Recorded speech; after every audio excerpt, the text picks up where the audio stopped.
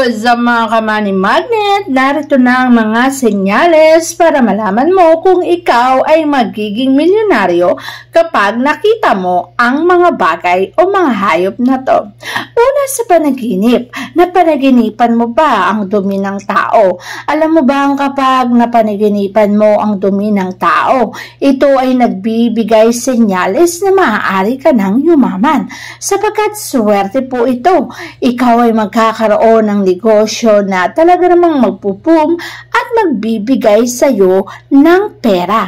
Ang dumi kasi ng tao hindi man maganda sa paningin o isipan, ngunit ang panaginip na to ay nagbibigay senyales na magkakaroon ka ng maraming pera kapag napanaginipan mo to. Mas maraming pera. Siyempre, hindi naman mawawala sa panaginip ang mga panaginip na ladybug. Kapag ito ay napanaginipan mo o kaya naman nakita mo pumasok ang ladybug niyan sa loob ng tahanan mo, abay matuwa ka sapagkat kapag pumapasok yan sa loob ng tahanan, isa lang ang binibigay na senyales sa mga ladybug niyan. Ibig sabihin, magkakaroon ka ng pera o kaya naman may swerteng darating sa iyong buhay na magbibigay ng malaking halaga. Kaya kapag nakita mo po ito, ay matuwa ka na dahil ang kaperahan ay malalapit na sa iyong buhay. Ikaw ay saswertihin at yayaman. Siyempre, hindi mawawala sa listahan ang mga butiki. Kapag nakarinig ka ng butiki na palaging tumutunog habang ikaw ay nagtatrabaho, pera po ang katumbas niyan. Pinapahiwatig sa iyo na may darating kang kaperahan, kaya matuwa ka kapag may naglilibot na butiki habang nagtatrabaho ka. Kapag naman sa pintuan mo kumatok, ang mga butiki na yan ay tumutunog, ibig sabihin may kakatok sa pintuan mo na magbibigay ng malaking halaga o swerte o blessing sa iyo. May mga taong tutulong na magbibigay ng magandang trabaho o kaya naman magandang resulta sa karir o sa negosyo. Kapag naman nakakita ka ng butiki na may dalawang buntot, kunin mo ang buntot ito at ilagay sa pulang tela, ito ay magiging swerte mo o magsisilbing anting-anting para sa iyo. Kaya man nakakatuwa kapag nakakita ka nito, swerte po ito. Hindi rin mawawala ang grasshopper na kulay berde. Kapag ikaw ay nakakita ng grasshopper, isa lamang po ang ibig sabihin niyan. Ipinapahiwatig nito na ang bahay na pinasukan ng grasshopper na yan ay may mga kaperahang darating sa buhay niya. Ang kaperahan na to ay magbibigay sa kanya ng magandang resulta. Ang magandang resulta na yan ay magbibigay sa kanya ng maraming pera. Ang maraming pera na yan ay mananatili sa buhay niya. Kaya naman lalo pa siyang yayaman at lalo pa siyang magkakaroon ng maraming oportunidad kung saan ang kaperahan ay magbubulusok sa buhay niya. Siksikligligan nag-uumapaw ang dami ng perang darating sa buhay niya. Kaya naman napakaswerte kapag may grasshopper kang pumasok sa tahanan mo. Swerte po ang bagay niyan. Hindi naman mawawala sa listahan ang mga palaka. Kapag nakakita ka ng palaka na nagtatalon-talon o lumulundag sa iyong bahay, swerte po ang palaka na yan. Binibigay senyales lamang nito na ikaw ay yayaman o kaya naman ay magkakaroon ng kaperahan. Ang mga palaka naman na yan na pumasok sa iyong tahanan ay hindi naman yan magtatagal. Ngunit kaya lamang sila pumapasok sa iyong bahay o sa iyong tahanan upang bigyan kang senyales na ang kaperahan ay darating na sa iyong buhay. Magkakaroon ka ng abundance at prosperity na hindi mo inaasahan.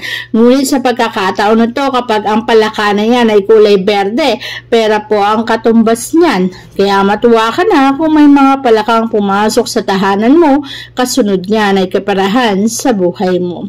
Siyempre, nakakita ka ba ng mga bubuyog na biglaan na lamang pumasok sa iyong tahanan? Isa rin po yan sa senyales senyales na biglaan nilang pinapasok ang mga tahanan kung saan ang mga tahanan na to ay magkakaroon ng blessing sa buhay.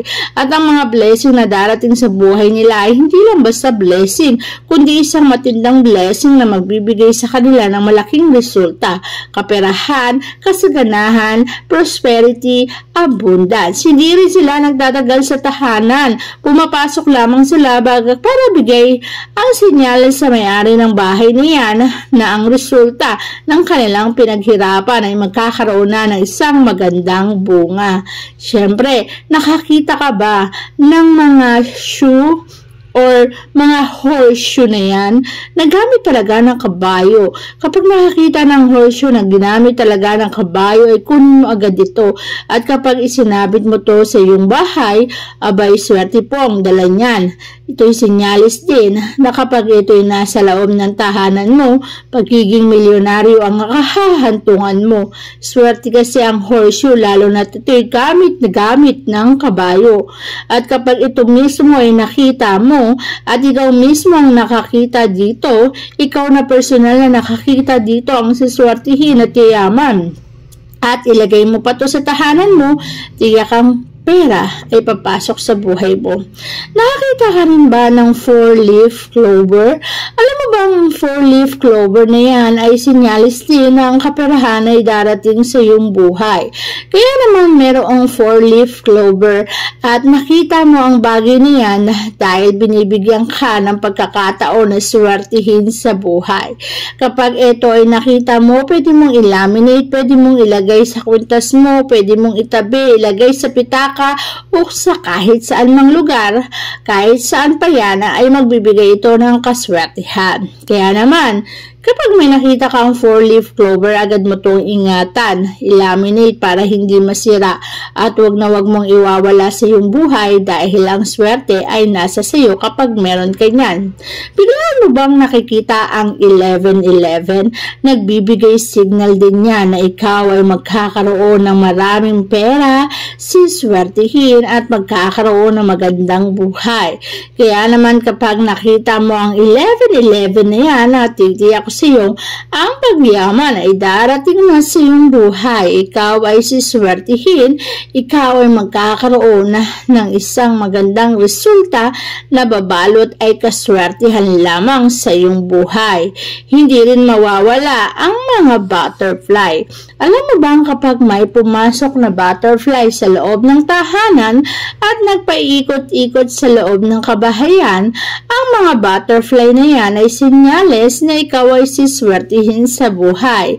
Kaya din sila pumapasok sa iyong tahanan ay nagbibigay signal na ang mga taong nakatira sa bahay niyan ay siswertihin at magkakaroon ng magandang kapalaran. Lalo na kung kulay puti o kulay brown ang pumasok sa iyong tahanan. Ang mga yan ay nagbibigay senyales ng pagyaman. Kaya naman kapag nakita mo ang mga senyales na to, natitiyak ko sa iyong nalalapit na ikaw ay maging milyonaryo.